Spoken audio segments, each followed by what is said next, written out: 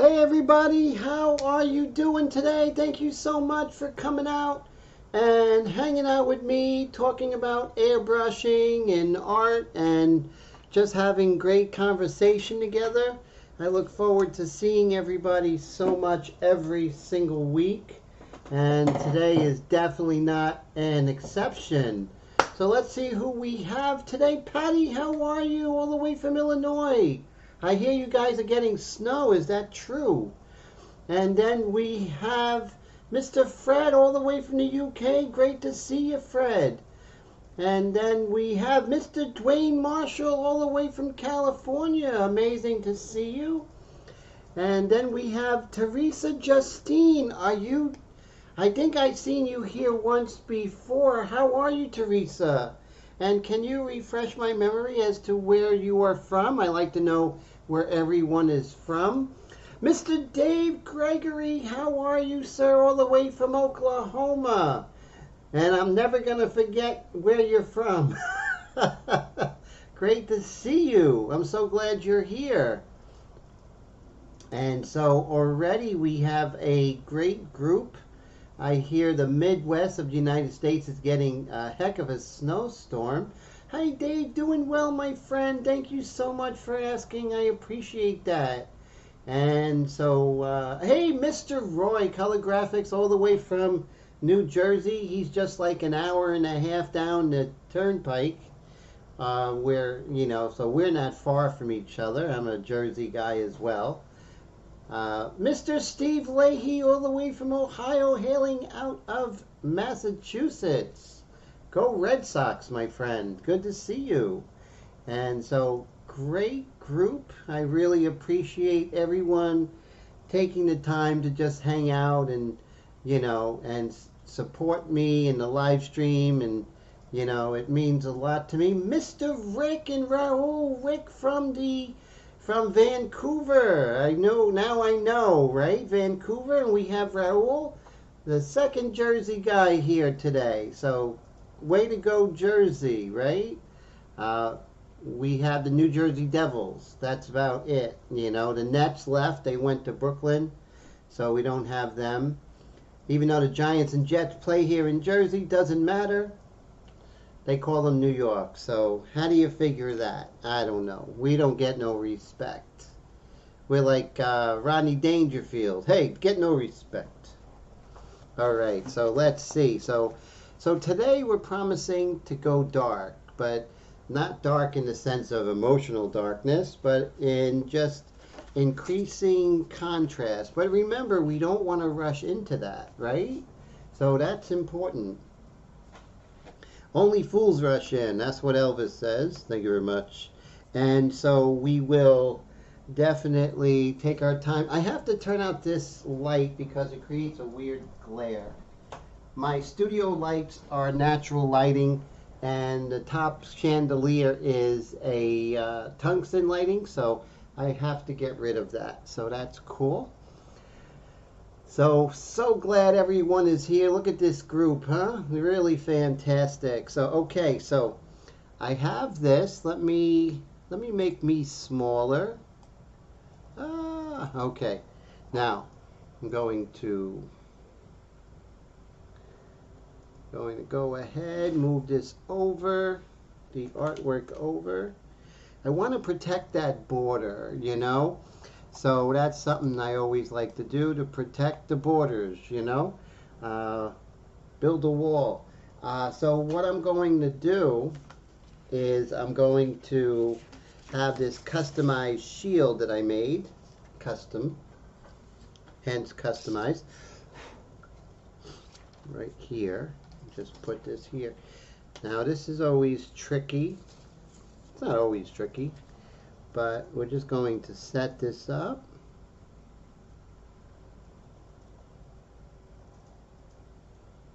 There we go, right like so.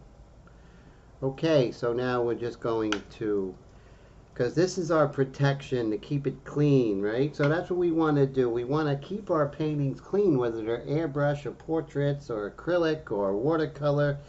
Cleanliness is so important, at least for me. you know, when it comes to art, is cleanliness is key, key, key, key. So now I have this, and so if you haven't used Pure Ref in the past, I really recommend it. It's incredible. You guys can't see it with the software, but what it does, it actually, you can blow up your reference, you can move it around, you can put different images on there. You know, I can put right next to it, I can put anatomical images and stuff like that to help support my painting. So many great things. Creations ML, how are you? Thank you so much. So Creations, where are you from? I believe this is the first time that you're here, but I want to thank you for coming to hang out. You know, really, really, really thank you for that. Always love new people. We always love the new blood, right? I'm gonna put a little water in my dropper. Be right back.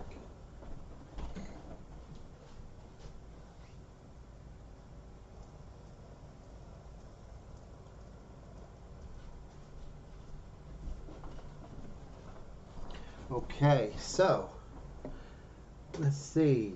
Oh, cool. So I'm glad Creations is here. So now what I want to do is I want to load yours and my favorite airbrush, the customized Extreme Patriot Arrow by Badger, but customized by myself.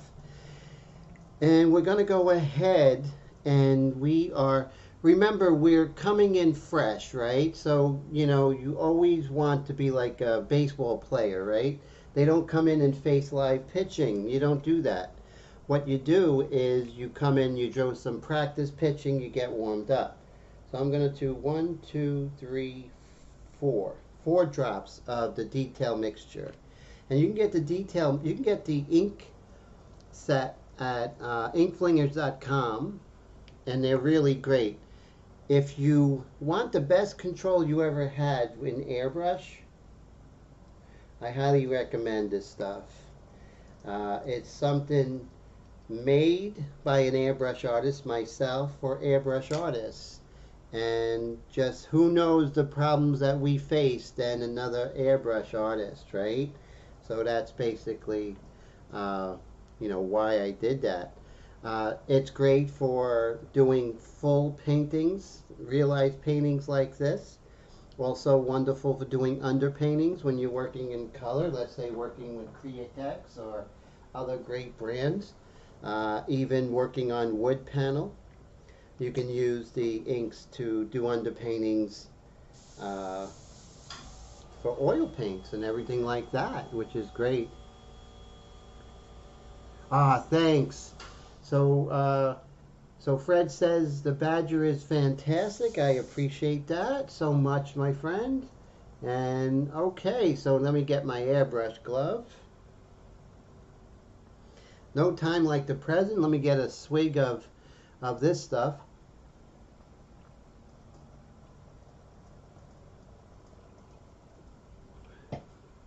Perfect. So, oh, and Fred says that the inks works wonders for him. Thank you, sir. He's doing amazing stuff. I mean, right now, I mean, you did Danny Trio that was just like out of this world. And now you're doing the funny guy, the one guy who doesn't talk, Mr. I forget his name. What's the name, Fred, of the person that you're painting? Oh, Creations, you're from Quebec, Canada. Love my Canadian friends. You guys are just the coolest. No place really, you know, you guys don't need like a tourist board. You guys are all so fantastic. Mr. Bean, yes. Love Mr. Bean.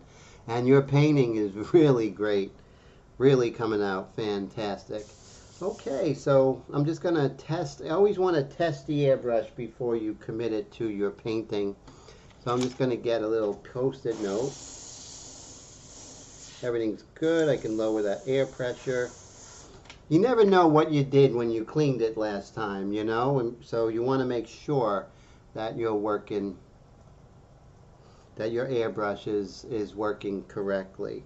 All right, so let's just go ahead and start just darkening little areas. Even though I have the detail mixture, I'm getting warmed up for the night, and that's what.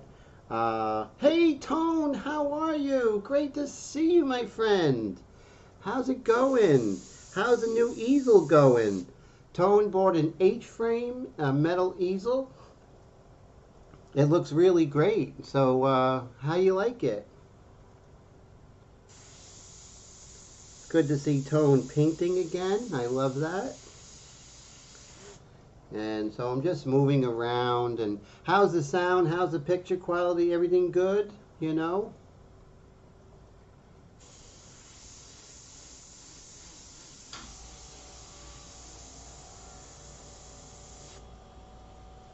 So those of you airbrush artists out there, can you tell me what other mediums you work in? I'd love to hear.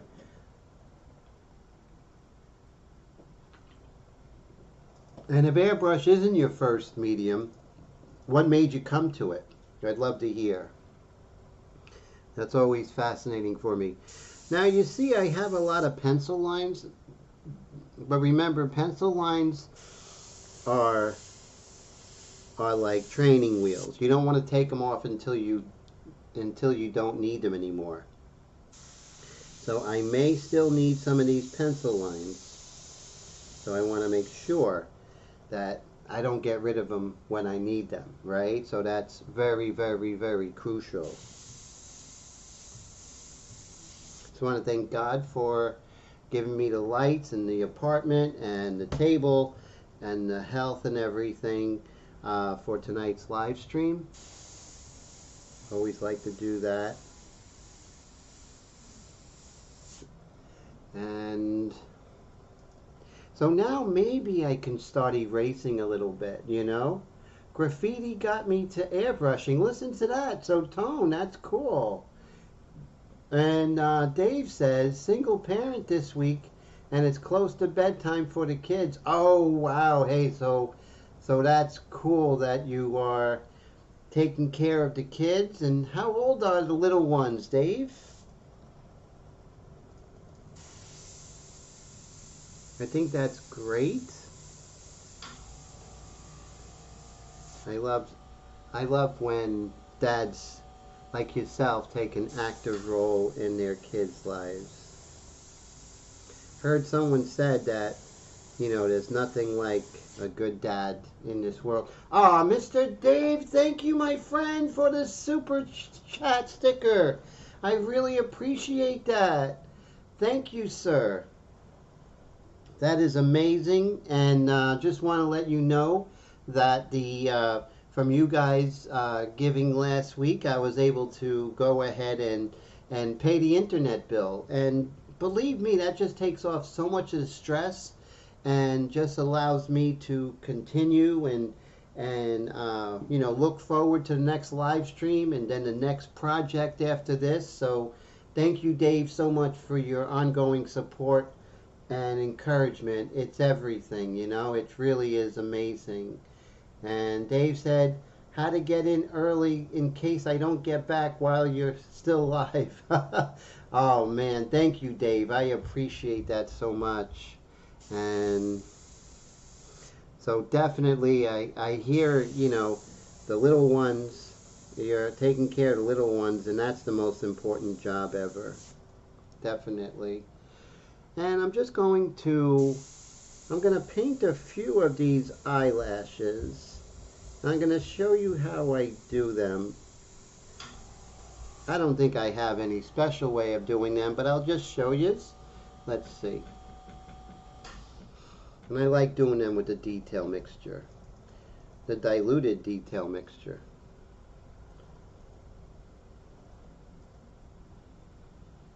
Okay, so what I like to do is I'll blow up my reference so it's the same size, and I like to start off with a dot, and then from the dot I do a little dagger. See that? Dot and dagger. The dot is your origin and the dagger is the direction. See that? and then you can always darken.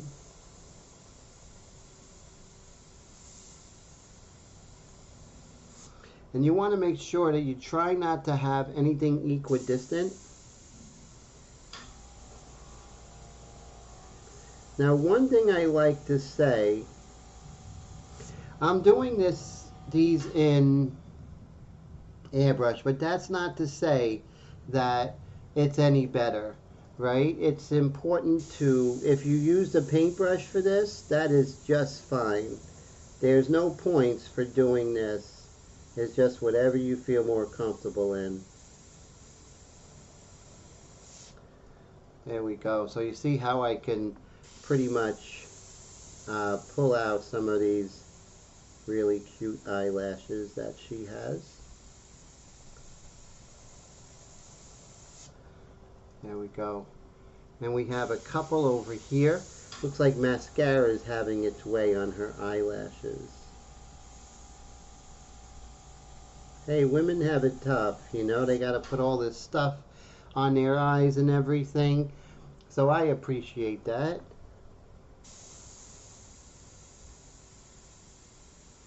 I appreciate women.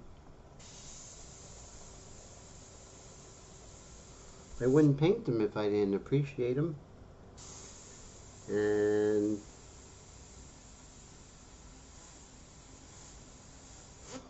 see how we can really get in there.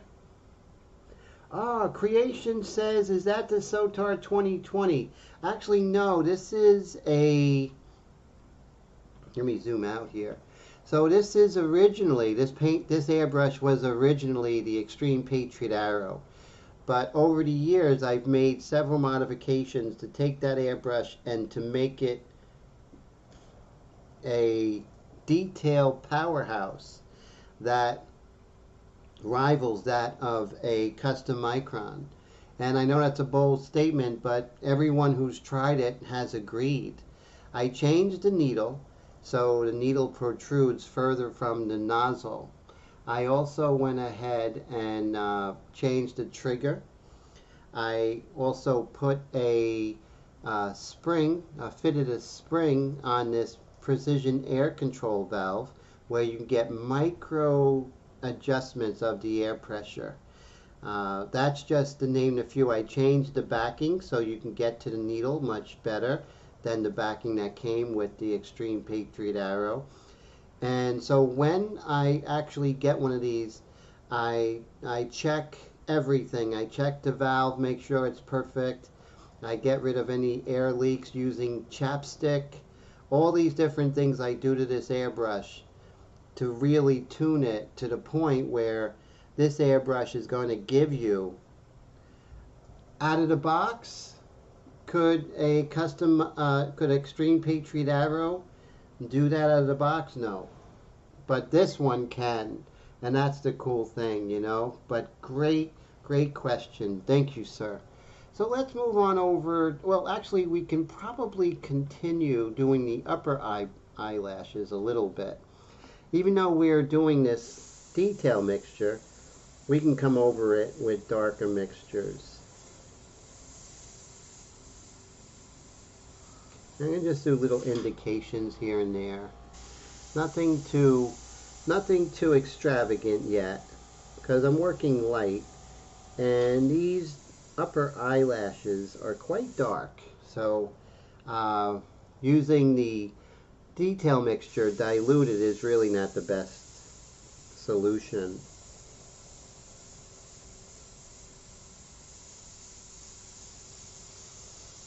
Remember that eyeball is a round ball, so we have to make sure that we get the roundness of that ball, right? Which is important, you know. I do like the Sotar 2020 Slim. Oh, thank you, Creations. I appreciate that. Thanks for the encouragement, my friend. Okay, so whatever we do in one eye, we have to do in the other eye. Lighten this up just a tad. Okay, and let's go on over to the other eye. All right, I said I was going to warm up, and now I'm doing eyelashes. That's not exactly warming up. Okay, so let's go ahead and do the same thing. Just come right here, and then just come out like that. Mr. Steve Leahy, thank you so much for the encouragement, my friend. I really appreciate it. That is so cool. That really means a lot to me, Mr. Steve Leahy, as a fellow artist. You know, thank you so much. And just want to say thank you for all the encouragement over the years and all the learning that I have been getting. All the great, just the great inspiration that you get from Steve Leahy and his YouTube channel and his live streams on Facebook on Monday nights. And I'll just tell you that he's one of the best. And Steve Leahy knows that it is a marathon, and it's not a sprint, and he's in it for the long haul. Mr. Dwayne Marshall, thank you, sir. I appreciate that. That is so amazing for the super chat sticker. Thank you.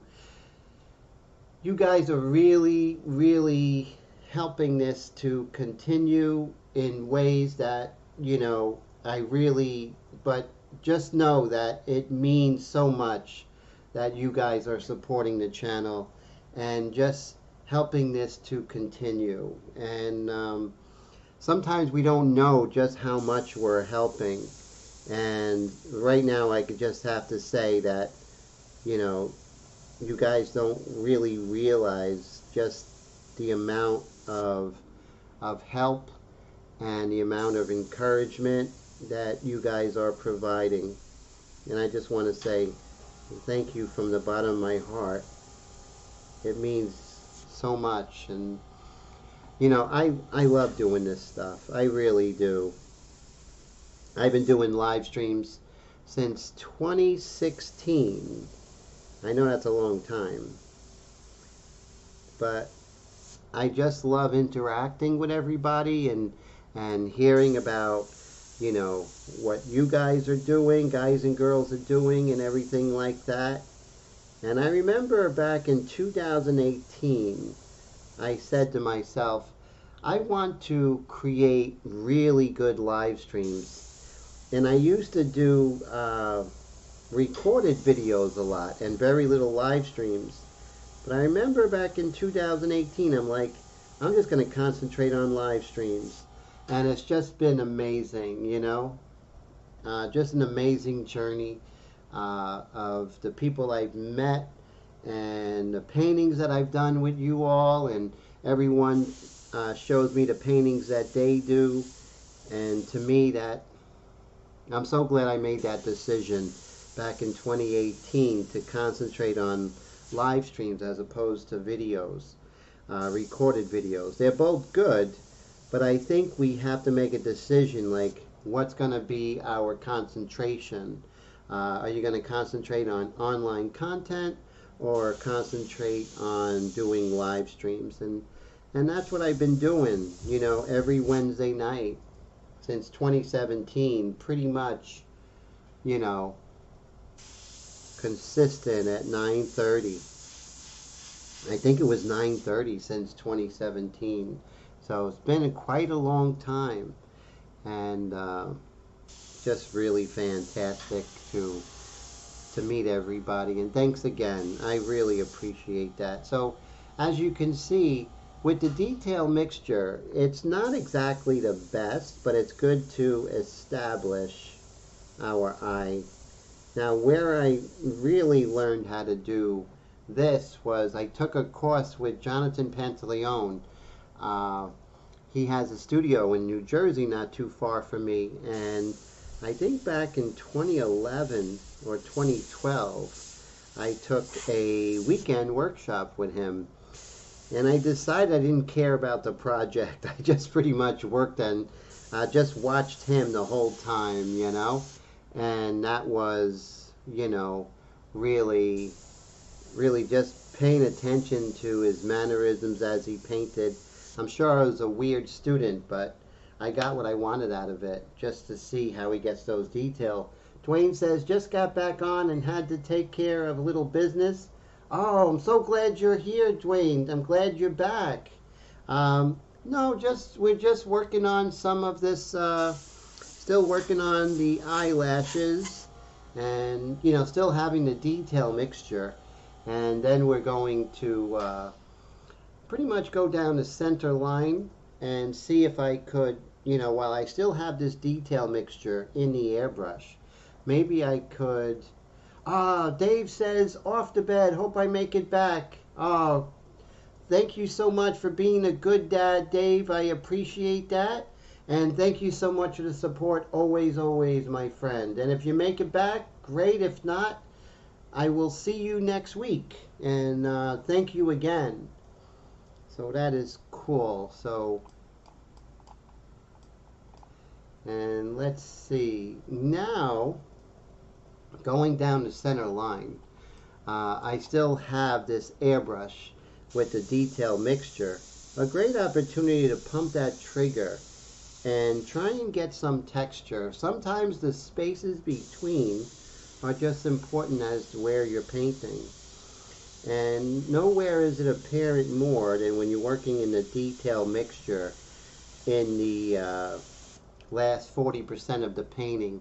I would say we're in the last 40% mark of the painting, maybe last 50%. So it's our ability to go ahead and kind of pump that trigger, knowing we're going to get darker, but we can create some texture by leaving space to where we leave the mark, right? And that's what a pour is, right? There's darks and lights and there's spaces in between them. It's not this, this is dark, this is light thing. It's not the way reality works. It's more like, dark and light is pretty fuzzy as to where they are against one another. So I'm just kind of pumping this trigger. And I don't know if I talked about it last week, but you want to make sure that your values are compressed. You don't want to, we as people want to define everything so much. And as we keep those values close to one another, it's more like reality. Of course, depending on the lighting. If it's Caravaggio, yeah, there's going to be, but that's dramatic lighting. I'm talking about, most of what we see during the day with the lighting that is everywhere. When you go to an office building or a dental office, the lighting makes everything subtle. It would be scary if your dentist looked like Lon Chaney with the light coming from below,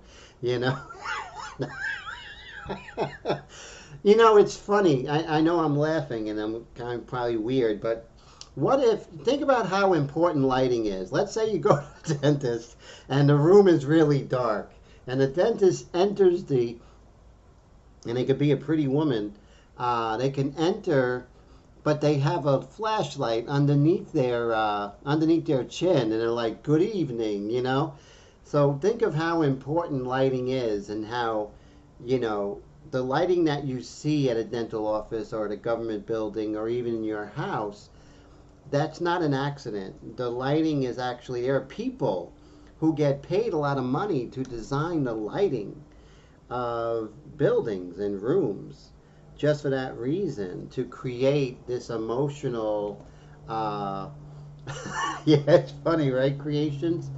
And to create this mood, that's their job. They're like light engineers or something like that. And they pick how high the light should be, the space between each light to work on that. So I say all that to say this, and now I'm getting rid of some of these pencil lines, right? Because we no longer need these. Now when they get in the way, then we make that decision, okay, we don't need that training wheel anymore. So let's get rid of this. You always want to use the least aggressive eraser as possible, meaning start with a least aggressive eraser and work your way up if you need a more aggressive eraser, right? So, you know, so you always make sure that, you know, you always use uh, the right tool for the right job. So right now I'm just going to bring this dark that comes from her eye socket down to the side of her nasalis and nasal bone.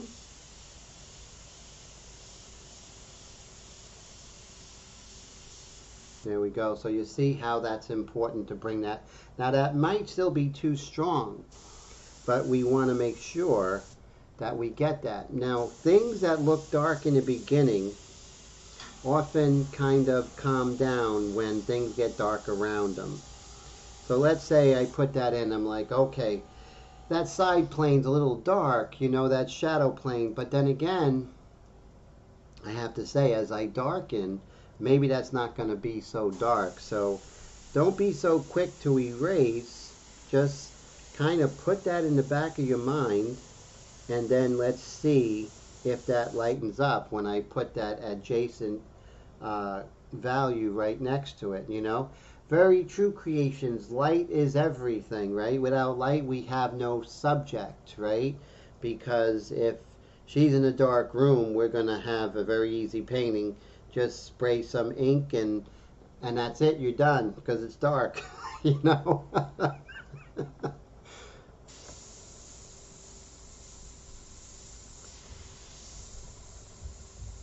So it's so true. The importance of light can't be understated.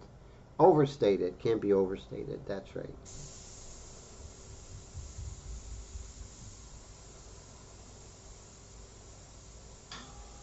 There we go. And so just kind of working things while we have the chance. So we have the alar cartilage right here, and it lightens up. So when you want to make things dark from light, remember distance is everything.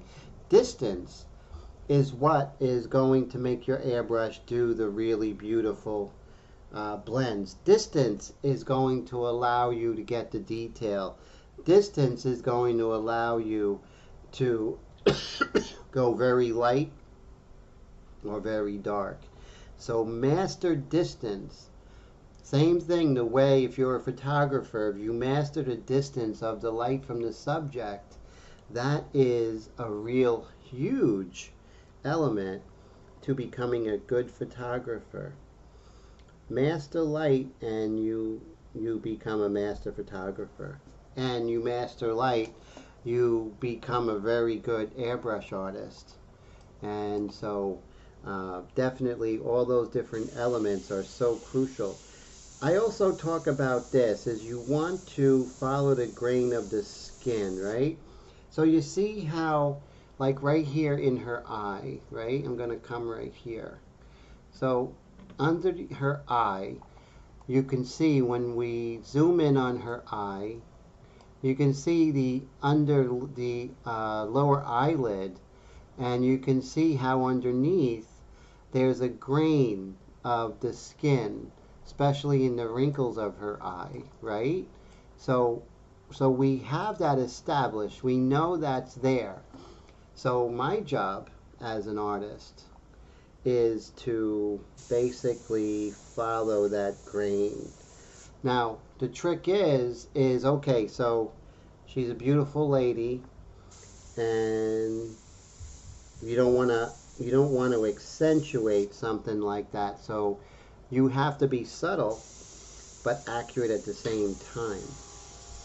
So that means you have to do fades and stuff like that.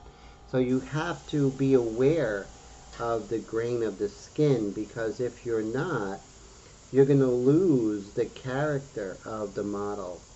And that's so important, whether you're doing airbrush painting or whether you're doing oil paints or acrylic or watercolor, what have you. Know the grain of the skin and direction is so important. And Creation says, I've been into photography for 8 years and lighting is key. Wow, yes, creations, that is so true. And here's something, creations, being a photographer, the inverse square law works for airbrush. It's the same law for the inverse square law for light as it is for the airbrush. And so you have to learn that is the inverse of the distance squared. So the light intensity equals the distance, the inverse of the distance squared. So let's say if you are your measurement is 1 meter full strength, that would be 1/1 squared full strength. So if you're 2 meters, that would be 1/2 squared, which would be 1/4. So just in 1 unit of measurement, the light falls off 25%, and then you just continue doing that. So I know it's kind of crazy with mathematical equations and everything, but it really helps, you know. Dwayne says he's horrible at photography and rarely ever takes pictures. You know, such a talented painter. I think if you if you applied some techniques, I think you would be an amazing photographer, Dwayne. I mean, you can't paint like you do and not be a great photographer, you know? I mean, so you understand so many of the principles already. It would just fall right into place with you, sir. You know, it's all about our experiences. If we have somebody, you know, showing us, you know, the techniques and everything like that, could really, you know, if you have a bad experience with photography, could put a bad taste in our mouth. But for me, photography is just so darn amazing and just so much fun. I am a studio photographer. I love light. I love using strobes and flashes and using the inverse square law and reflectors and, you know, all the different lighting. I'm getting excited. I might end this live stream and go do a portrait for a photograph photography session. But yeah, it's so much fun, guys. I should do that one week just to show, you know, my photography studio and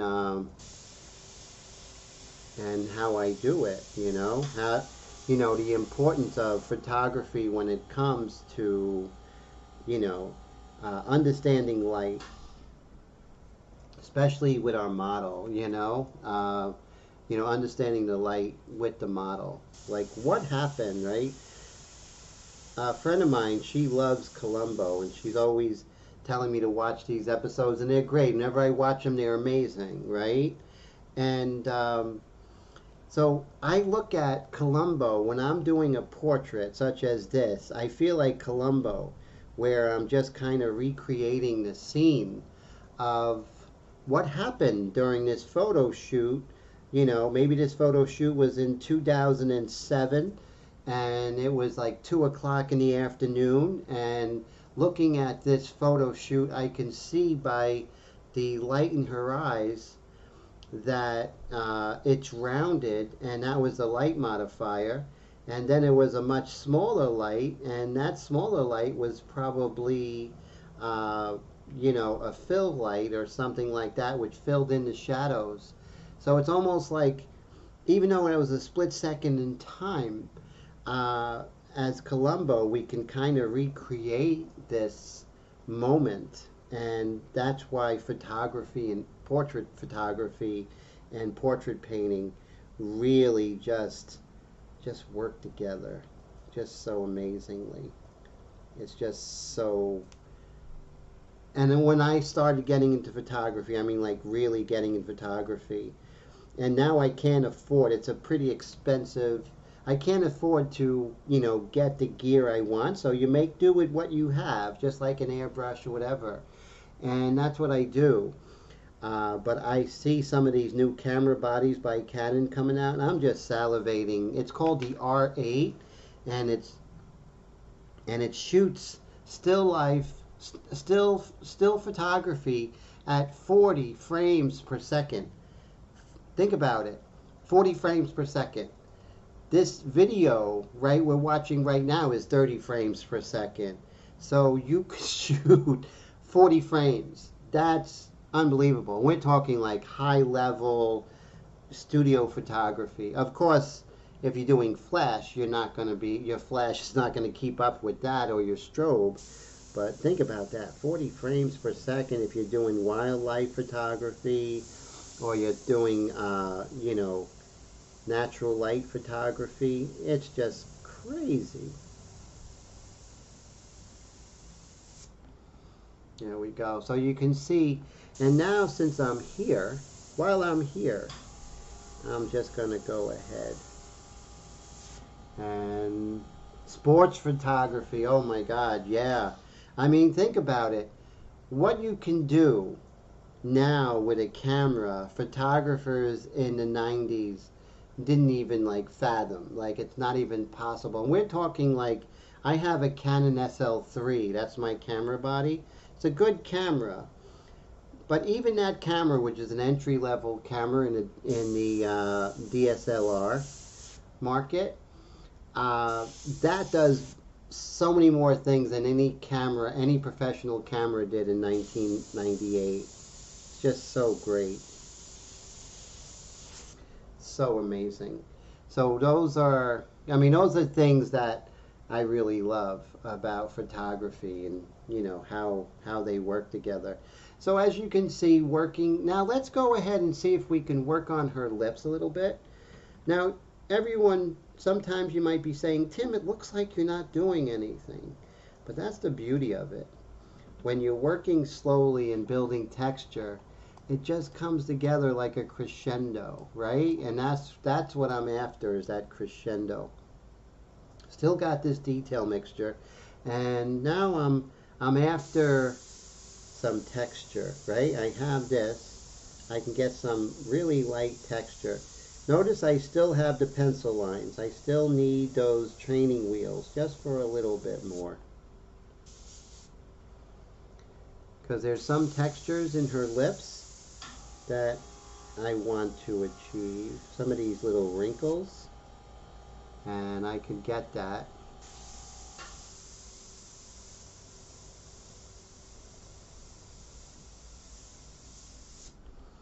See, little creases? Let me move that down just a tad. Just little tiny creases.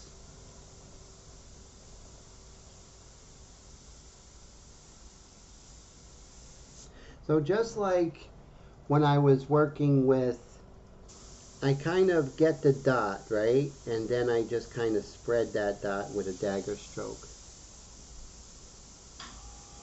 A lot of times airbrushing is quite counterintuitive, but just like anything else, once you speak the language,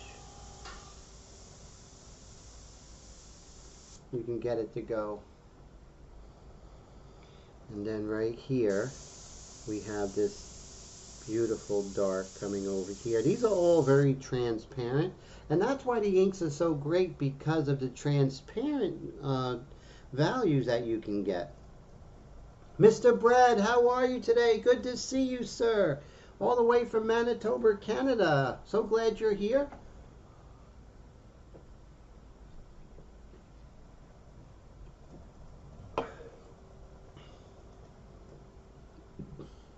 Taking a quick sip of ginger ale. And so we are working on her lips, and I'll just move her away. Sorry there, kiddo. And there we go. You just come down here like that.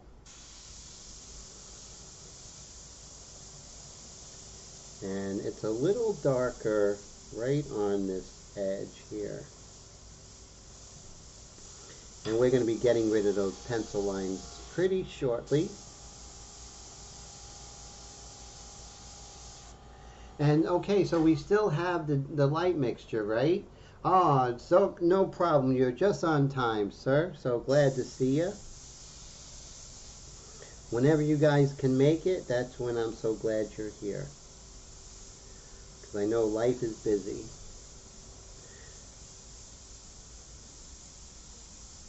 Just today I was making all kinds of inks. I have several orders to ship out, and so I made all kinds of ink mixtures. Been working on airbrushes, for customers, because I sell the Extreme Patriot Arrow on the website, inkplingers.com. So I've been working on that.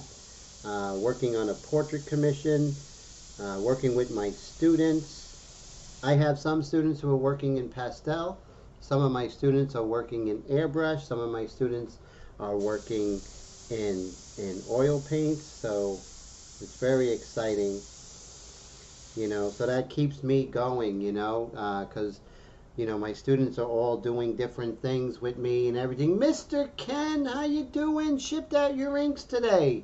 Just want to let you know, my friend, I had to make some detail mixtures, so I sent out, I actually drew in a whole lot of detail mix, because that's where we are most of the time with this technique, is the detail mixture. And so thank you so much for that order, Mr. Ken. And Ken is from Indiana, so it's so great that you're here, sir. Thank you for spending your Wednesday with me. I really appreciate that, more than you know. I just want to do the separation of her teeth. And there's a little bit of texture in her teeth. We all have texture in our teeth. So I just want to get that a little bit. And just slightly. Okay, so we're going to let that dry a little bit. But as that's drying, I don't think this part's wet. I'm going to lighten up the outer part of her lip there. And that is, there's almost no border, right? So that's what I say about compressing those values. Although I really, really want to define those lips, there really isn't much definition. So I'm going to pretty much lose that definition, because that's the way it is in life with her. And you can see as I get rid of the definition of those lips, and there are some here and there, you can see where the lips and her orbicularis oris kind of meet there. It's slightly darker, but we're talking super slightly darker. And you'll know as you do this how that really kind of adds to the reality. And I'm not a photorealist by any means. I always look for the anatomy, accentuating the turning of the three-dimensional forms in space. Those are things I'm after, rather than a totally true photorealistic representation. That's something that is not, and going into it, yeah, the work will look realistic, but what happens is that when you have your goal, that goal, even if it's just, something you have in your forefront of your mind, will make a difference in your painting. It's like where the mind goes, the body will follow. So if you have a goal with your art, don't worry, you're going to reach that goal. You're going to go in that direction.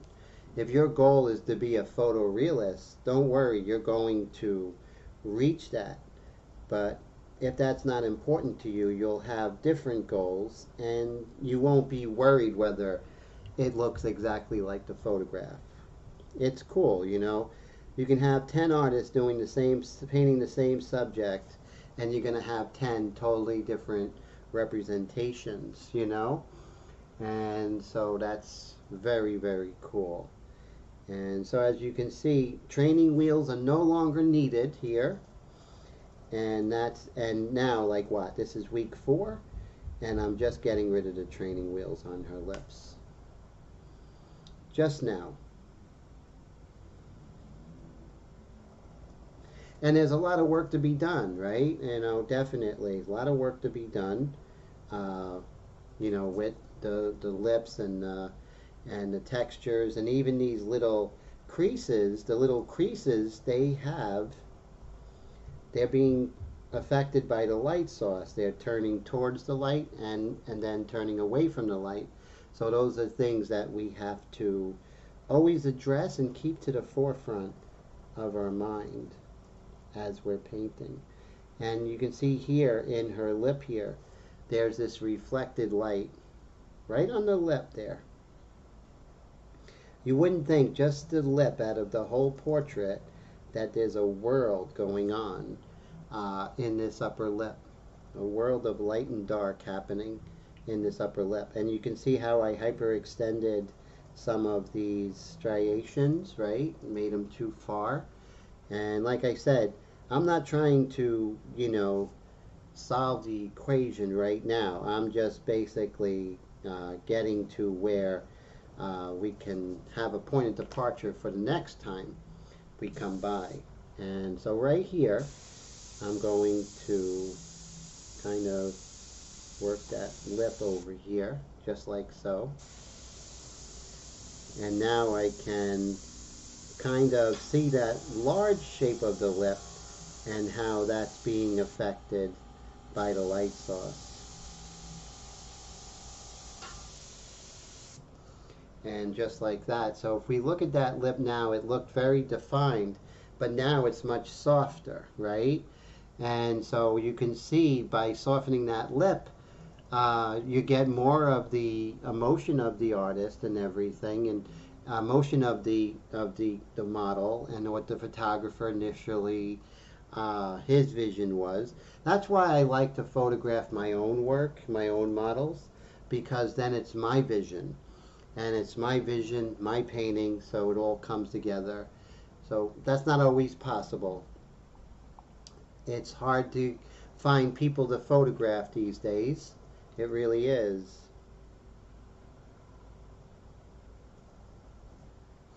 And I always love when somebody would be gracious and let me photograph them and then subsequently paint them. But sometimes it's hard, sometimes you have models all the time, and then sometimes you can't find anybody. And me working from home, being a full-time artist, entrepreneur, it really is difficult to meet people. And me being a shy person, I know you wouldn't think I'm shy, but I am quite shy. And so, I'm like, oh my God, they're going to think I'm crazy asking them to pose for me.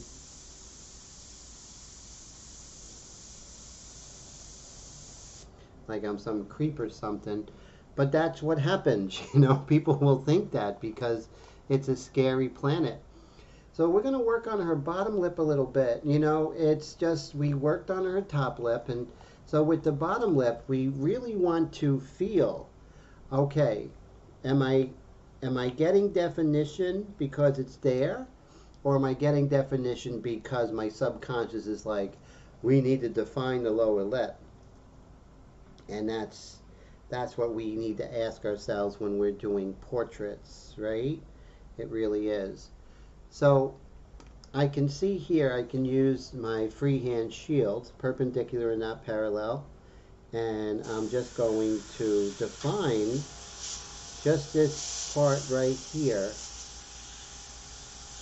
where we can actually see that. See how it's defined here because of the shadow? It's a little too, I got to thin out that shadow plane, but you can see as we come up further towards the corner of her mouth that definition really goes away. Now remember, the adjacent shape describes the shape often more than the shape itself. So right here we have a subtle delineation or differentiation of the lower lip and the cheek, and how I can do that is just lightening up this part of her chin here. Actually, the muscle around here is called the orbicularis oris, and then there's the Drosoris over here. So there's a lot of muscles going on over here in fat compartments. And you can see how, as I just define this, you can see we get away with not having much definition in this upper part of the lower lip as it comes over here. Now remember, we had this reflected light that we worked on over here, and just bring that down like so. Let me bring this down a little bit. Just like that, right? And then we come in here, and then I drew in these lights here. So let's see if we can establish them just a little bit with my aggressive eraser. Probably not. That's a job for later. You don't want to, you just don't want to go ahead and put lights in, because we're going to be working on the turning of the forms, and we're probably going to have to erase it anyway. So let's not do double the work, and let's just slowly build up this lower lip as it intersects with the upper lip here. And then right here we have this beautiful line where the lower lip and the tongue kind of meet. And it's funny because right here you can actually see a little bit of her tooth there, but that wouldn't translate well. So that's another thing of not being a photorealistic painter, because you got to know when to say when, you know. If I was to go ahead and just slavishly copy what I'm seeing, it's not going to make sense. That was really scary. It looked like there was something blue on my painting, but it was one of these little hairs there. I almost lost it. Let's see here. There's some nice angles going on with her lip here. It's quite angular. It's not round or rounded. And so you see, you're always, as you're working, you're always exploring and learning new things about your subject. See the angular aspect?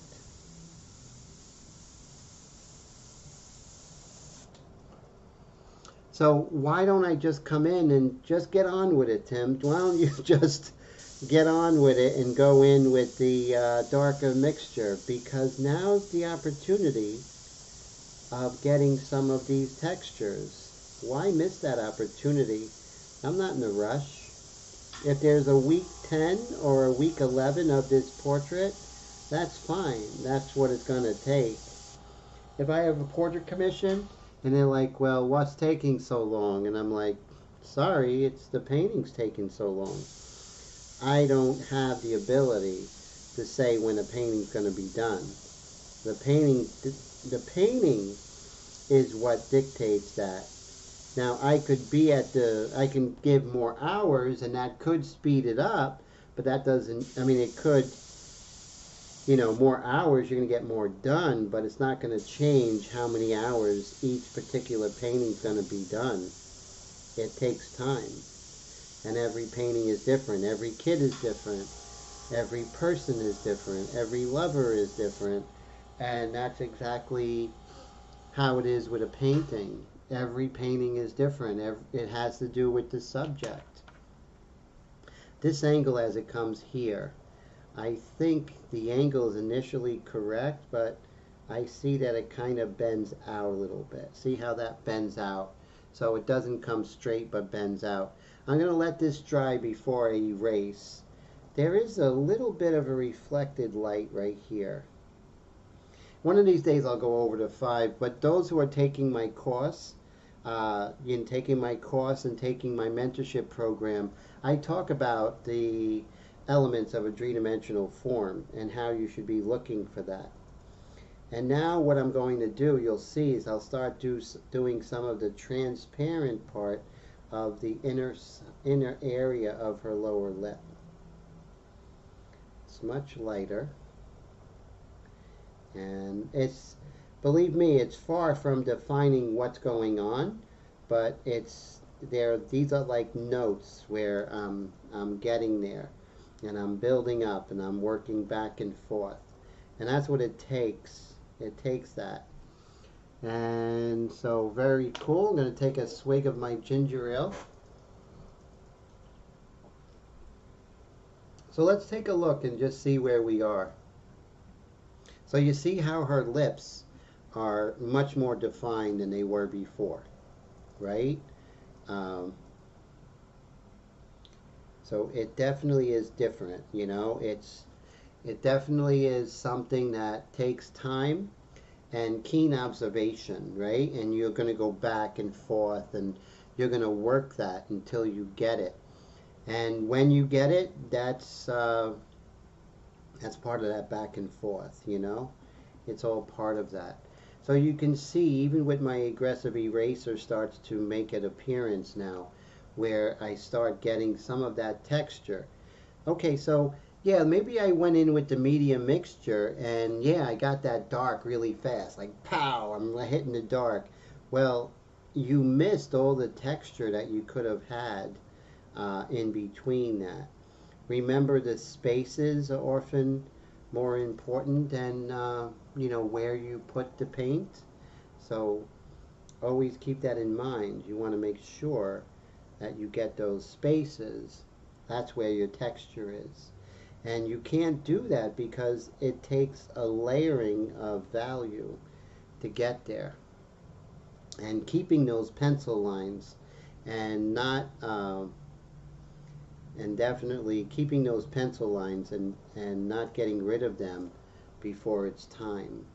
And that's where we are right now. So you see how I'm developing her lip and everything. And there are pencil lines which are soon to go. Sorry, the ginger ale is making me burp. Um, but yeah, we're definitely developing. So right here we have the mentalis, which is the front part of the mandible. And on top of the mentalis right here, we have what is called the mental fat compartment. And that's almost like the size of a golf ball. If you look at yourself in the mirror, or just look at the person to the right of you, you can see it's like a golf ball. But that golf ball is always interrupted by a straight line. And I ask myself, what is that? Why is it being interrupted by that straight line? What's happening, right? What's going on? And so being a person who always wants to know and have it described to me and know what the reason is, we can take a look together. So right here, see, in the center you have the, under the chin, I mean at the chin, you have the these muscles here, but on top is a fat compartment called the mentalis, the mental fat, excuse me. And then right here, you see this band that's right under the lower lip? That's part of the orbicularis oris that goes around her mouth. And that goes straight across. And you always see that pronounced on every person. I would say 99.99% of the, I would say 98% of the time, you'll see that. So that's really wild. So if we're looking at her, and let's zoom in and look at the mental fat compartment, right? And I'm looking at my reference, and we do have that coming right here, and we do see it's a straight line. But why is it fuzzy? It's fuzzy because the lighting is from above, and her lower lip is actually casting a shadow over that. So we don't see that line as strong. So we're just casting that shadow, which is actually lighter than what the orbicularis oris is making. So I'm creating a distance, a greater distance from my airbrush to the surface. And now I'm just creating the cast shadow that's going over that muscle. So it's one dark going over another dark, and the cast shadow is actually lighter than the form shadow created by the orbicularis oris. Now, why is that important? Because I'm looking for it. I'm not just saying, oh, I'm surprised, there it is. No, I'm looking for it. I'm anticipating it. And everyone knows that if you're anticipating something, you recognize it first. If you're waiting for the bus, think about it. If you're waiting for the bus, you're going to see that bus before everyone because you're waiting for it, especially if you're waiting a long time. So you're looking over to your horizon, you're listening for the bus noise. You're going to notice it a lot quicker. And that's pretty interesting. So that's another reason why you want to know anatomy. And I'm not talking about a casual anatomy. I don't know the names. I'm talking about knowing the anatomy. That is because it's good for you. It's good for you as a painter if you're doing portraits is to know the anatomy. Now, is it a pain in the neck? Sure, it is. But is it going to make you a better portrait painter? Without a doubt. Without a doubt. So, is it the only thing that's going to make you a better portrait painter? No, you have to do the other stuff. Yeah, you have to do the work, but it's going to make you better if the other stuff is all together. See, right here, if you look, we have just this little bit of a line coming up, right? And you might ask yourself, why is there this little bit of line? It's super subtle, but there's a little bit of line. And right next to it is this little light that it makes right here. Right? And we have that. And so I'm going to ask myself, what is that line? What am I seeing? So once again, we'll go to our diagram here. And we can see if we see that, right? And you know what? Bingo. There it is. And it is called the depressor anguli oris. So depressor means pulls down and pulls down the angle, the corner of the mouth at a downward angle, and oris means mouth. So the depressor anguli oris, and that's exactly what that is. We're seeing a little bit of that muscle. And you know what? Me seeing that and then looking it up, next time I'm going to say, that is depressor anguli oris. I knew it, Little things like that is going to give you that next level stuff, right? Next level stuff. That's what we're looking for. Next level. Not same old, not, average. We want next level. And that's what I want for you all. So if by any strange reason that this might set you off on that path, then I think that's a good thing. I have to erase that area. So, okay, so let's take a look and see what we have. Wow, look at that. And look at the depressor anguli oris right there. Not bad, That's some deep stuff, man. And like I said, that's what I want for you all. I really do. All right, so that looks pretty good. And what I'm going to do is I'm going to, what we have the next 40 minutes, 45 minutes. I'm not going to work on this. I'm going to pretty much work on her face. I'm going to come in with the light mixture. So I'm going to expel all the detail mixture in my airbrush. And I'm going to get the light mixture. Now, the light mixture is not the lightest mixture. The detail is. Now, all I have to do is find it, and then we're in good shape. So you see we have the medium mixture, we have the dark mixture, we have the white mixture, we have a AAA battery. Let's see, where is, if you were light mixture, where would you be? So let's see.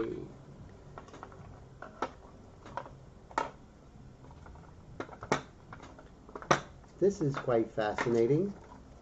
Yeah, you get to the point like this, and then you're like, okay, time to organize the studio. Probably go through that every 3 months.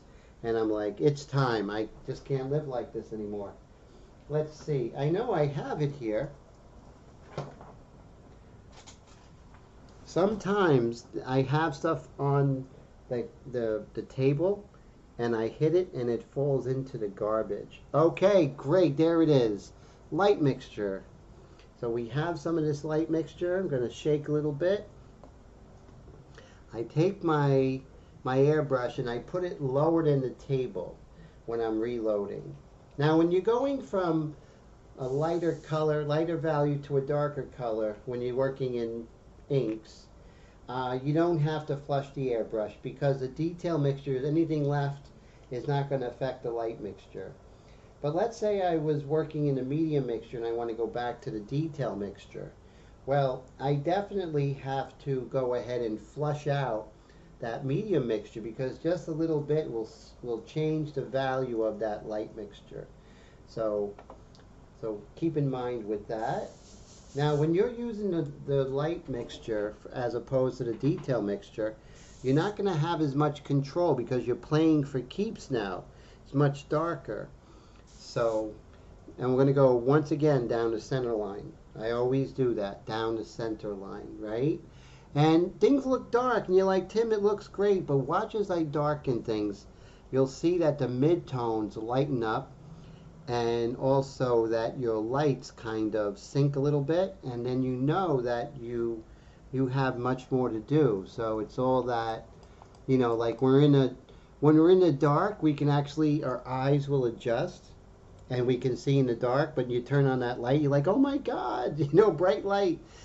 Same thing with a painting. Right now, everything's light, but since this is darker than everything else, the values are starting to look correct, but they're not. So let's go and jump in. All right, so I always like starting with the iris, actually the pupil, and we're just going to see how dark that became. And now we're going to work on the relative darks of her iris, which is really beautiful. I'm just going to do little shapes in her iris.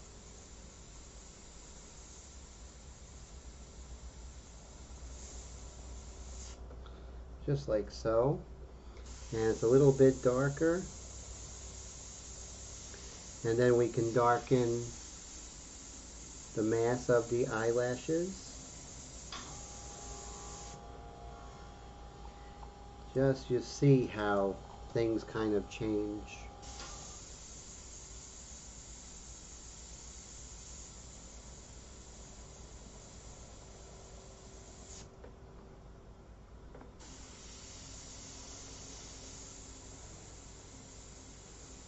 And make sure you keep those shapes correct, right? You don't want to lose your shapes. So you want to make sure that you're staying in the game. Now, as we darken the eye here, you can see how much lighter that eyebrow is. So now we're going to work on some of those much darker hairs in her eyebrow.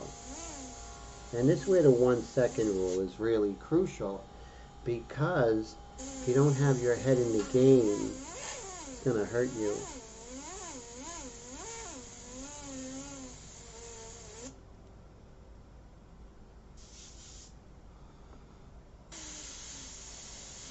Ooh, little bit of overspray right there. So that's something that I'm going to have to contend with.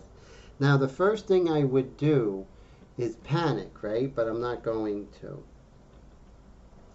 because there's a solution. I don't know what it is right now, but you see that's what happened. For some reason, when I sprayed, there must have been some on this right here and kind of created that.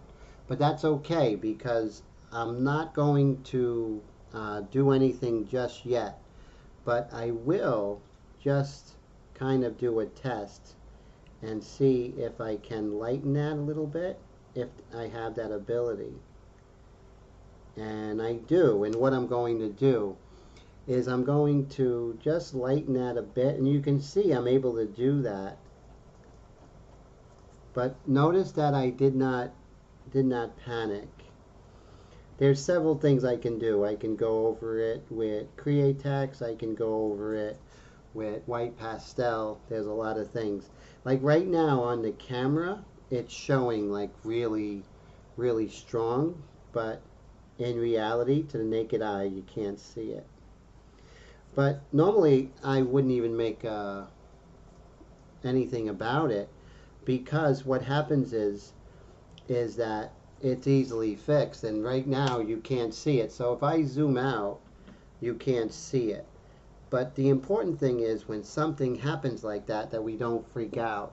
Uh, Steve says that's where he panicked. No, you're pretty good. I seen you put some fires out on the live stream. But as you can see, Steve, it's really not there. But it was really big with me. So by the naked eye, it's like not even there. But when you see it on the video, you're like, oh my God, So now that, I'm having that's a weird thing, I'm going to check my airbrush. And you see how that happened? So that's another indication that there's something going on.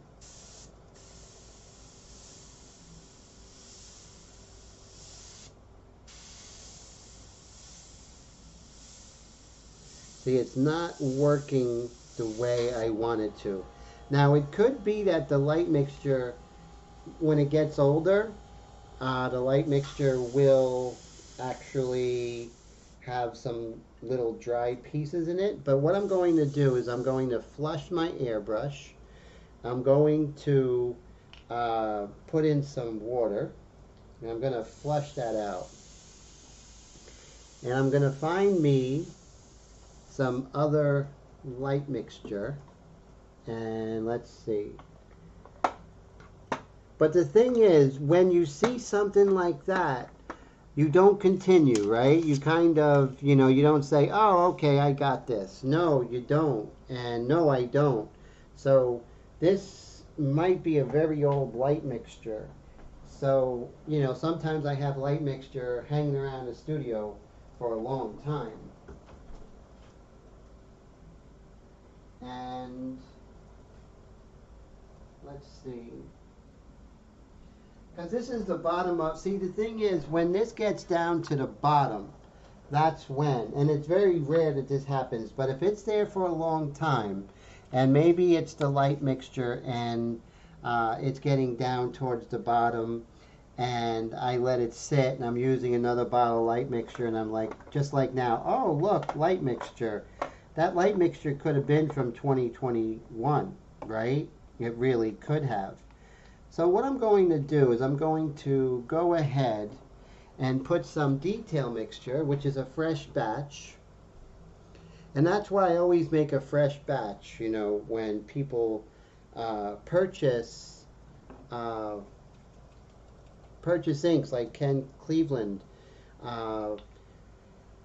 I went ahead and made a fresh batch. So I would say, if your inks get down, this is the same with everything.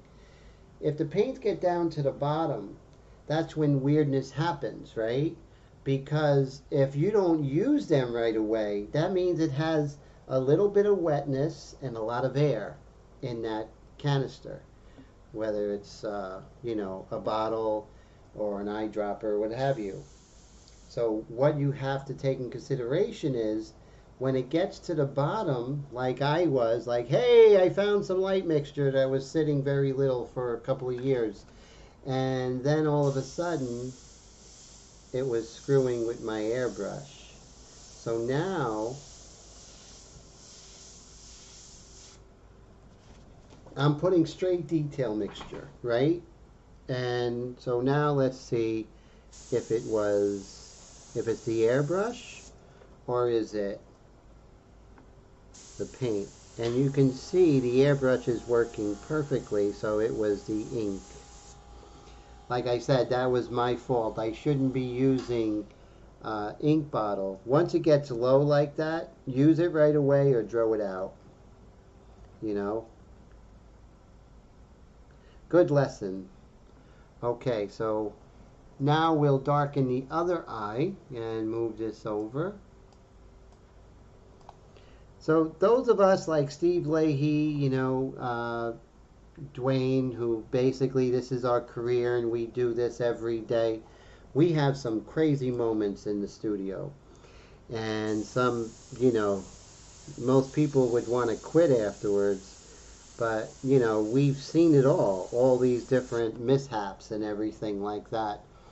But we continue because it's how we eat, So we have to figure it out on the fly, right? There's no way around it.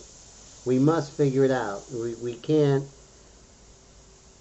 But the thing is, by doing it every day, when something like that happened, you see, I kind of assessed the situation and kind of went there. But what I did was I stopped until I found what the reason was. And it definitely was older ink. That was, just a little bit of ink left. I mean, we're talking, there's hardly anything in there. And using that, since I don't know how long that's been sitting, is a recipe for a disaster. But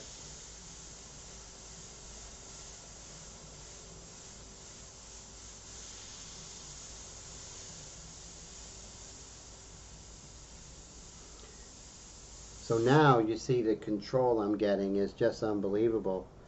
Oh, so Dwayne says he shook a paint bottle the other day and never checked the lid. Oh, no.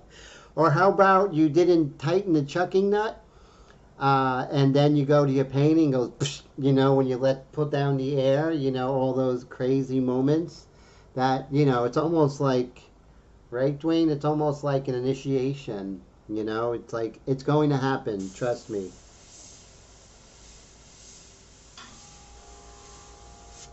I'm going to go ahead. So now I'm working with straight detail mixture. It's not as dark as the light mixture, but it's still darker than the diluted stuff that I was using. So we'll just darken more gradually. Believe it or not, I just sent out my last light mixture bottle, so I'm out of light mixture. That's hilarious. But I should have saved a light mixture for myself as I was making them today. But the customer comes first before me. But you can see how I'm getting a little more clarity now, even with the undiluted detail mixture.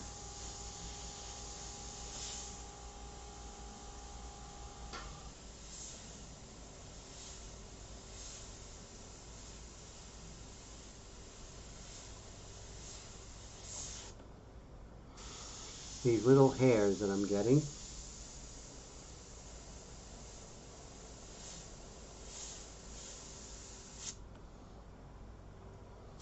And we got plenty of time to, define this.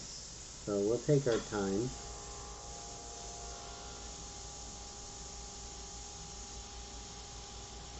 Now the white of her eyes aren't exactly white, so I'm really increasing my distance. I'm about 4 inches away. And you see how I'm getting that translucency in her eye. It's kind of hard to see, but it is happening. And right here, I'm just going to follow the grain of the skin in her lower eyelid. But when you're doing something like that, you got to kind of walk that tightrope. You want to put the detail, but you don't want to make her look like she's a pirate, so we want to keep the subtlety going, right? It's so very important.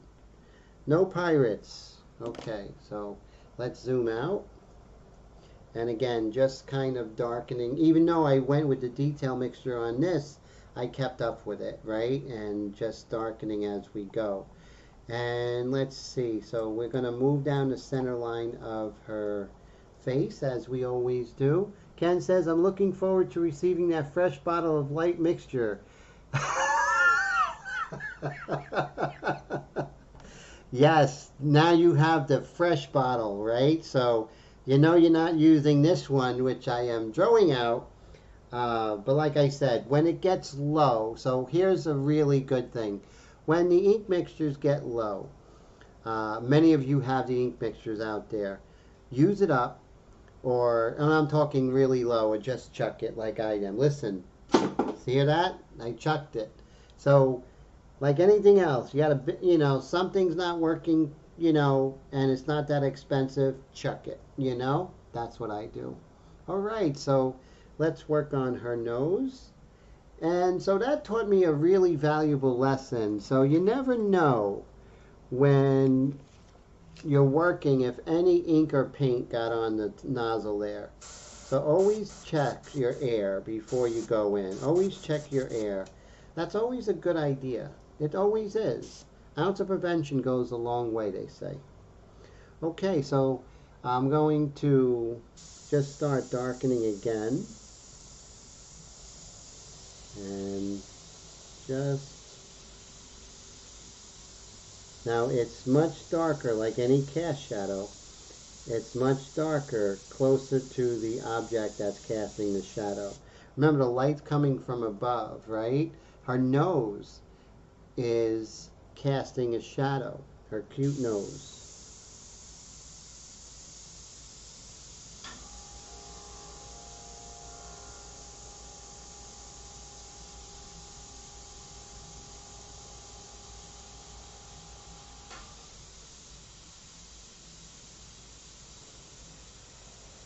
And you see I'm deepening that cast shadow, and it's actually lightening the shadow as it moves away.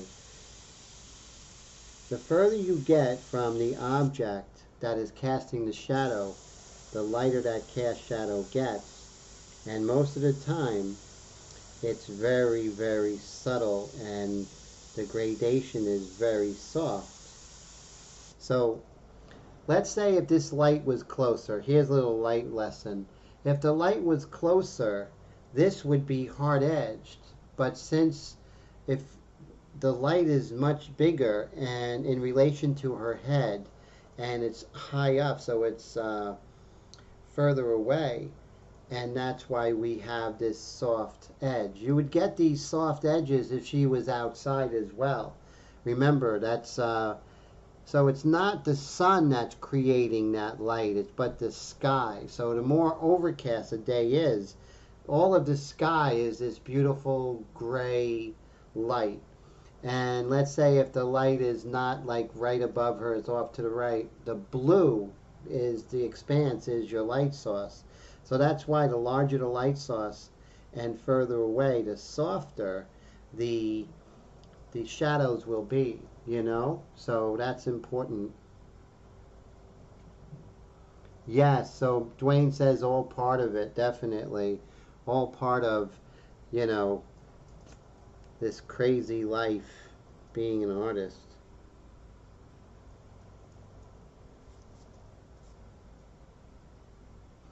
Getting rid of some of these pencil lines. They're no longer serving their purpose, so we can get rid of them. And look at this beautiful gradation we have of how soft her nose is actually.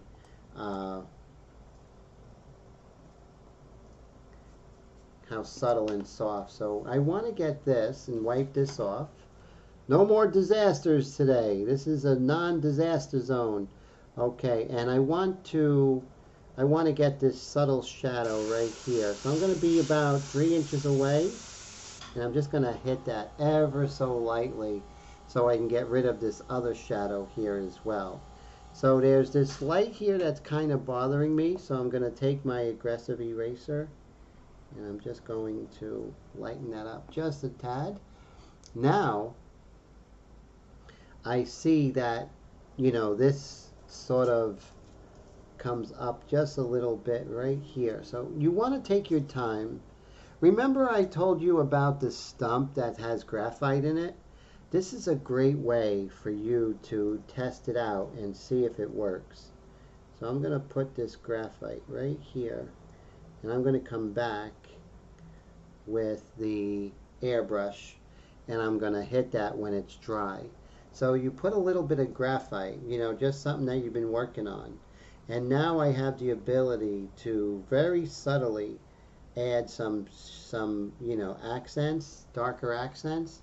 But let's say, you know, Tim, I went a little overboard with that. Now I can take my kneaded eraser and I could, so basically it's like a preview, right? So this is going to really save you. So definitely think about incorporating that. And so we have to wait for that to dry. So I have to put it in the back of my head that I have to come back and erase that. But we're still working down the center line of her. And so as you see that we darkened that cast shadow, you know, right at where the form is really close to what it's casting on. And then as it goes further out, we're increasing our distance. And we're getting this just sort of wonderfully soft, beautiful cast shadow. And it's super subtle. And so if I'm looking at my model, if I look at the nose, right? Let's look at the nose in relation to here. I can definitely see that it's a little darker here.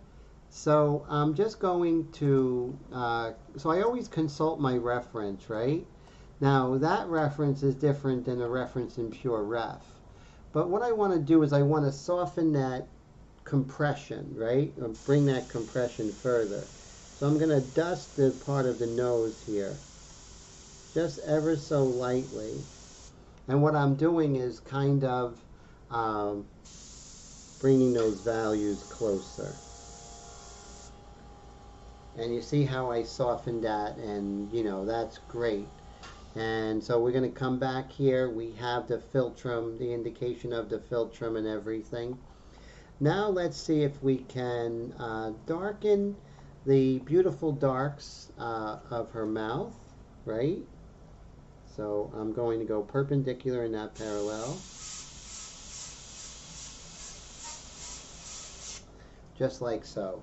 And what I'm doing is, now that I'm working with the full strength, next time when I make a full new batch of the light mixture, I'll save a bottle for myself and we'll go even darker. But you can see that we're building up these darks ever so slowly.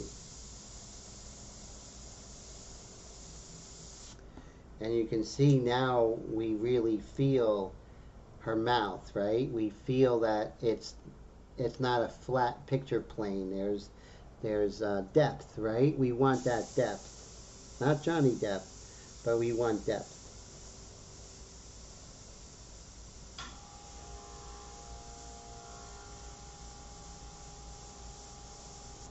There we go. See how I'm deepening those darks? But I'm paying attention because I'm always doing the 1 second rule. Now the 1 second rule isn't like you look for 1 second, you paint for 1 second like rigid. But if you look for 3 seconds, then paint for 3 seconds. If you look for 4 seconds, then paint for 4 seconds. So that is going to keep your head in the game.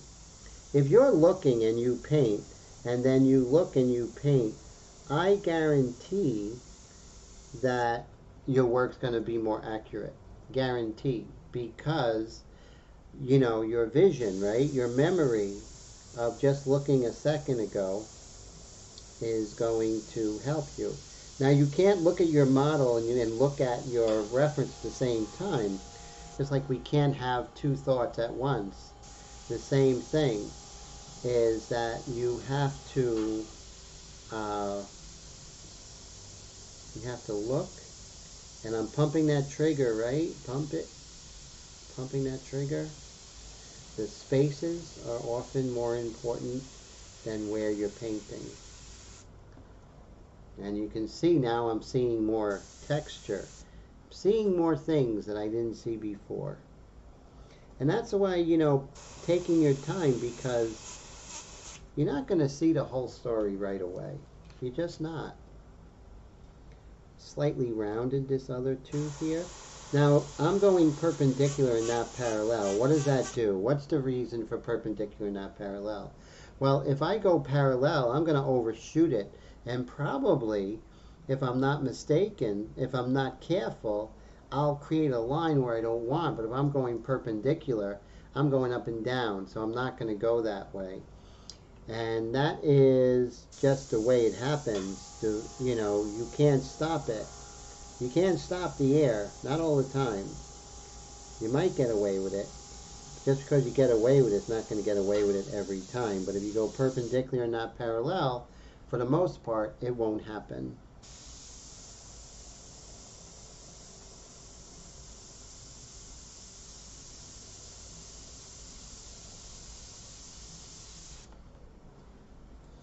Beautiful. See how we're getting it, right? Even though we're still in a detail mixture, but not the diluted detail mixture, we're able to create much more depth than before, right? And that's what we want. We want depth, we want clarity, but we're not in a hurry. There's never a reason to be in a hurry, you know? I mean, this is your painting. This is something you're doing. You're doing this because, you're enjoying it. It's the destination is not as important as the trip itself, right? So we're just going to continue working down. So now we have the opportunity to maybe darken the orbicularis oris and the cast shadow of the lower lip. So wipe off your freehand shield. You definitely don't want to reposition paint or ink in this case, right? So you're just going to keep looking until you find it, right?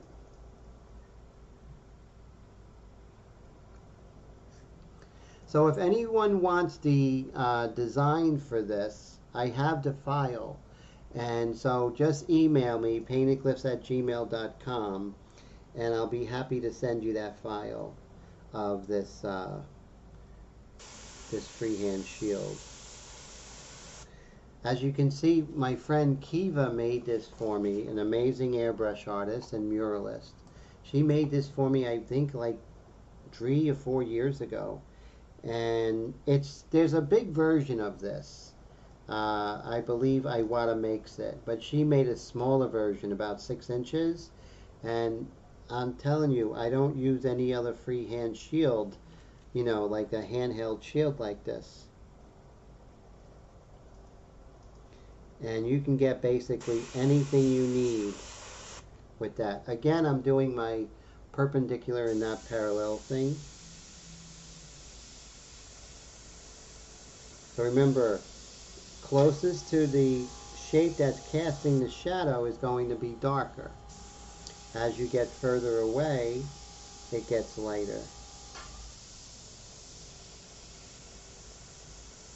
And that lower lip there, that's creating the cast shadow.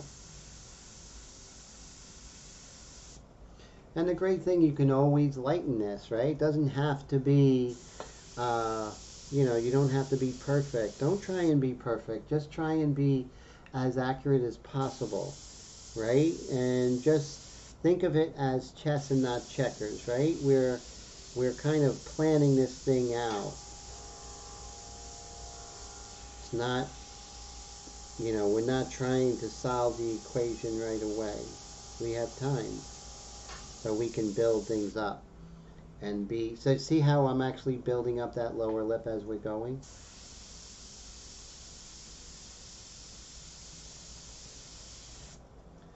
So now you can see that lower lip starting to develop a little bit, and that's cool. And of course, you can do freehand as well, which is important, right? And as you can see, we're building up. We're building up those values, and things are happening. Just lighten that up a little bit. Lighten her up. Okay, so in here, I could just go ahead and hit this dark, but it's a little more complicated because there's this sweater. I'm going to do that off camera. So I'm going to put in these little lines in her sweater. And that's going to have a big thing to do about the dark shadow, dark line where the sweater and her jawline meet. So I'm going to do that offline. So next week we'll just be working on, doing the texture of her sweater, that sort of thing. But notice how I worked down the center line of her head, right, of her face. Why down the center line, right? The reason being is that that's where all the action is. When we look at a person, we're looking at that center line more than anything, right? And I might have gotten too dark with that, but you know what? I'm not going to erase it because as I darken other areas, it might just fall into place. So don't do extra work. Just keep it in the back of your mind. Is that shadow plane too dark? Maybe not. But if you keep it in the back of your mind, you know, it might work out, or you might have to lighten that. Those are the questions that we keep in mind as we're painting. Each individual painting that we're drawing, or you know, anything we're doing, those every painting, every subject has different questions, sometimes the same questions, but no painting is the same. So now we get to work on the, remember we had the zygomatic bone coming down here, and then we have the zygomaticus major and minor pulling and kind of pulling this line down here, and that's why we're seeing this shadow. So now we can go ahead and darken that. Mr. Todd, how are you, my friend? Good to see you all the way from San Diego. How's everything? So glad you're here. How's your airbrushing going, my friend? And now it's time to darken this value. So I'm just going to, notice I'm doing a lot more freehand stuff now. It's not better or worse, you know, not like, oh, it's freehand, that's better. No. What's better is a good painting, you know. So whatever tool you need to use it, that's what's up. And see how we're kind of darkening this whole shadow plane. Then there's this little light that's right here. And I'll explain this little bit of light right there, and I'll explain it a little more in a moment.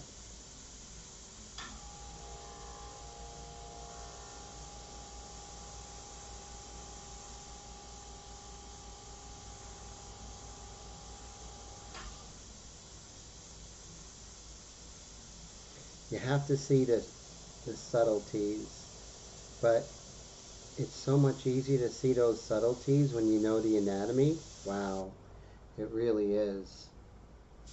And then right here, this whole area is, remember I talked about compressing those shadows, those values? These values are more closer to each other than we would actually like to believe. So we have to soften them up. Compress those values, right? We need to compress those values. Keith, how are you, my friend? Good to see you. How's everything? Just saw you. Good to see you, my friend. How's life going? How's 2023 so far?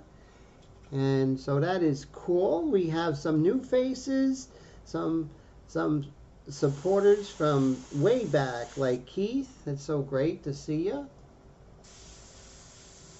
Now, Keith, where are you from again? Oh, Florida. All right. What part of Florida, sir? I lived in Orlando area in Kissimmee for about 8 years in the 90s. Now, what's interesting is when we look at, oh, Tallahassee, the capital. Very cool. So you're up towards the Panhandle, right? A little bit higher. And is Tallahassee at the Panhandle? Because I know you're up there. Pensacola is, but I think Tallahassee is, and that's Florida State University, right, sir? So right here, we're going to look and see why there's this light here. Because we have this muscle pulling here, and then we have these muscles pulling here. So let's see. Right, so we see that we have this zygomaticus major right here, going from where the ear is, going right under the nose to the left, camera left, and then the zygomaticus minor coming down over here. So we definitely see those two muscles. And in between those two muscles is a space which is being made by the zygomatic bone. And let's take a look, and I think that's the culprit. I think that's why we're seeing this little bit of light here. Well, notice this is not the zygomatic bone here. The zygomatic is up here. But what's happening underneath is, I believe, that is part of the masseter bone right here. It's very interesting. So very cool how, because when you have an indentation, there's going to be something coming out. Like you put your head on the pillow, one side is sunken in shadow and the other side comes out. That's what's happening here.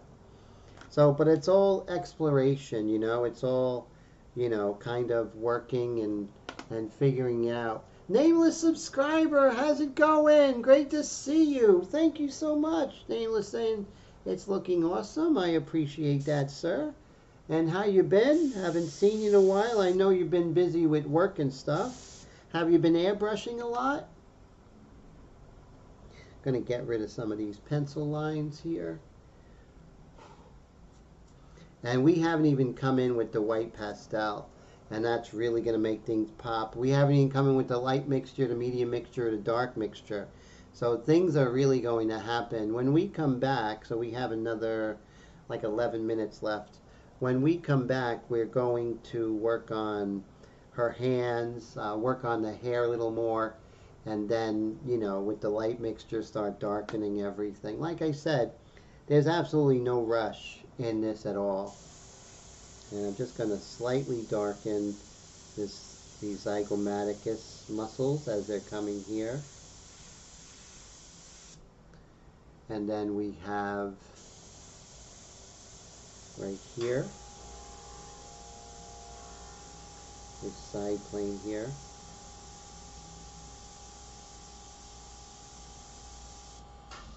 And remember, we had that, what muscle was that called? The depressor anguli oris. So right here, you see it on this side and that side. See how we see those two muscles right there? The face is very symmetrical, meaning that if you have one muscle here, there's a muscle on the other side. So always keep that in mind. If you find it there, you're going to find it on the other side as well. And I'm just building up this side plane. Remember, compress those values, right? So you see how, you know, I really want to delineate everything. That's my human nature.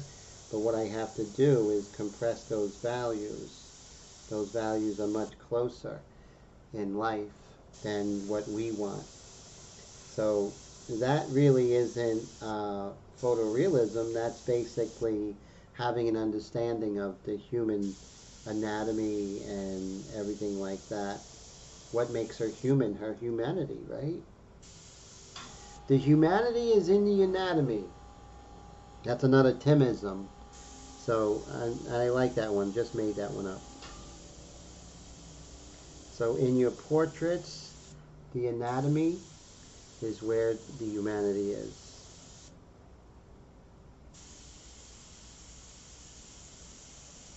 So I'm like maybe 8 inches away.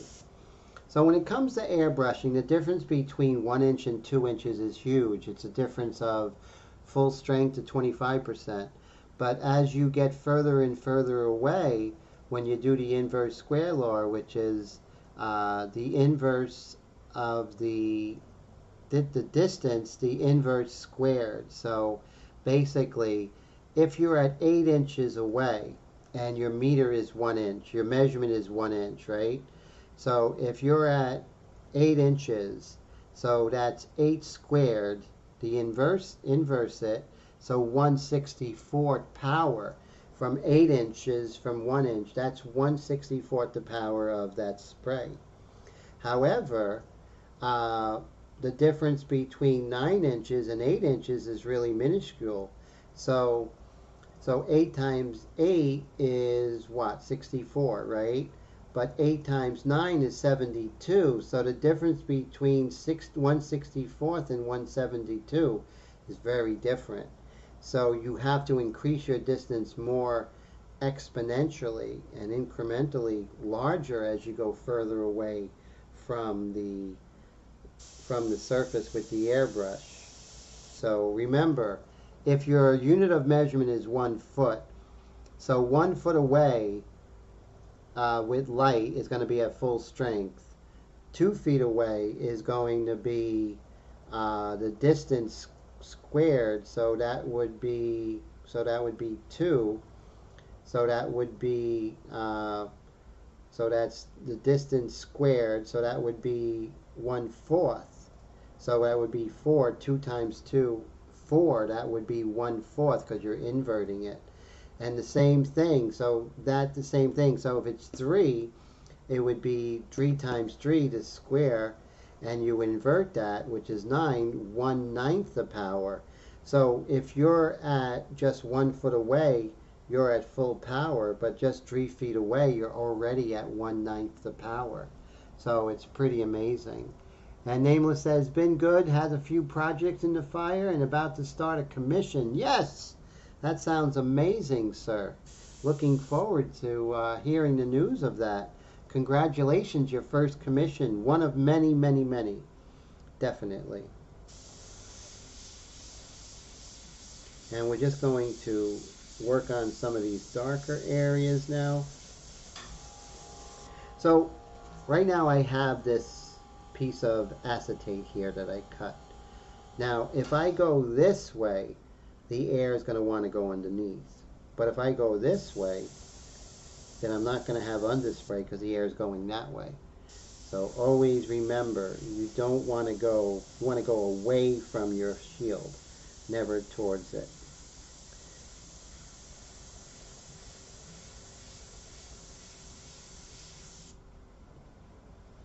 So now you can see things are starting to shape up a little bit.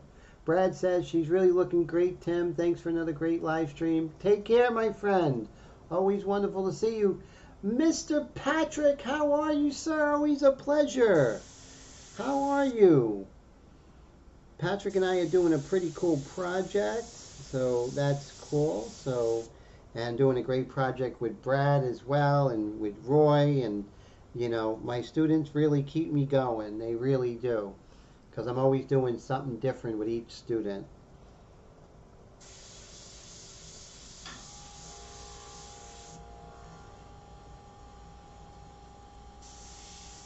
Now let's say I have to go this way.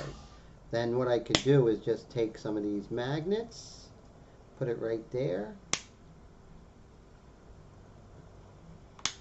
I have a 7-year-old student. She is absolutely amazing. So we did a portrait together, and her portrait was really good, and it was actually anatomically correct at 7 years old, right? And she had this little like plug-in or something on Instagram, or was it Snapchat, where she had the portrait she did of this princess, and the princess was like talking. And what was really exciting, because at 7 years old, this thing was animated, her drawing, and it was anatomically correct. And for me, that's so exciting. You know, I was like, wow. I was excited to see that she can animate her drawing. Mr. Clutch Patrick, thank you so much, my friend, for the super chat. I really appreciate that. Just under the wire at 11:26. Thank you, sir. That really, really helps immensely. You guys just don't know how much that helps. It really, really does, you know. And Dwayne says, definitely looking awesome, Tim. Really enjoy watching your style and picking up things to add to my own arsenal. Thanks, Dwayne. I really enjoy having you here, sir. And thank you for the super chat as well, you know. I just really appreciate everybody hanging out and spending time and everything. It's so fantastic. And Patrick for the super chat. It really is that like shot in the arm I really needed, you know. So that means so much. And like I say, you know, these donations that you guys give. It pays a bill that I don't have to worry about.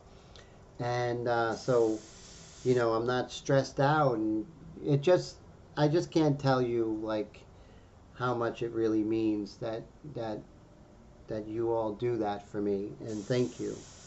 Thank you so much. And as you can see, we didn't really, looks like we didn't do much, but we really did. Because now we have texture, we have a lot going on. And, thanks, Patrick. No, it really is. I really appreciate that so much, sir. Really do. And so this eye is a little bit darker than this eye, so I'm just going to catch it up. I can always worry about symmetry, so that's why I'm not really worried about photorealism, because sometimes the photo looks off. So you see how I had to kind of create more symmetry. Even though I was seeing this lighter than this eye, I really have to work that out. And as you can see, you can hardly see that disaster I had. It was pretty scary. But we prevailed. So remember, when you have these inks, use them up, especially when it gets down low. Use them up pretty quickly when it's low, because that means you have a lot of air and a little bit of paint. And that goes for any paint you're using, whether it's Createx or Golden. Once it gets low, that's a danger zone, because a lot of air can dry that up. So definitely. So here we are. So we got pretty far today. I really like it. It's all about the setup, right? It's all about the setup, and things are all going to come to place. Like when you're playing chess, you want to set your pieces up and then attack. And that's what we're doing. We're setting up. And so we're almost at the 11:30 hour. I just want to thank everyone for hanging out with me. I really appreciate it. Thank you so much, Patrick, for the super chat sticker. Keith, great to see you. Nameless, great to see you. Dwayne, thank you so much for the super chat. I really appreciate that. Mr. Steve Leahy, an honor for you to be here. And thank you so much for the generous super chat sticker. And Mr. Dave Gregory, thank you so much. He's taking care of his kids.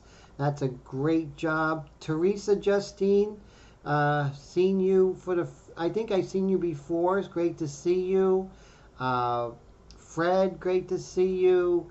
All the regulars, Rick and Dwayne and Roy and Brad, and you guys are all great. Mr. Tone and Toby and you, Brad, you all guys and girls, Patty, everyone, thank you so much. I really appreciate it. Great to see you, Nameless. Great to see you, Todd. Have a great week, guys. Take care of yourselves, and I love yous. And I hope to see you soon. Bye, guys.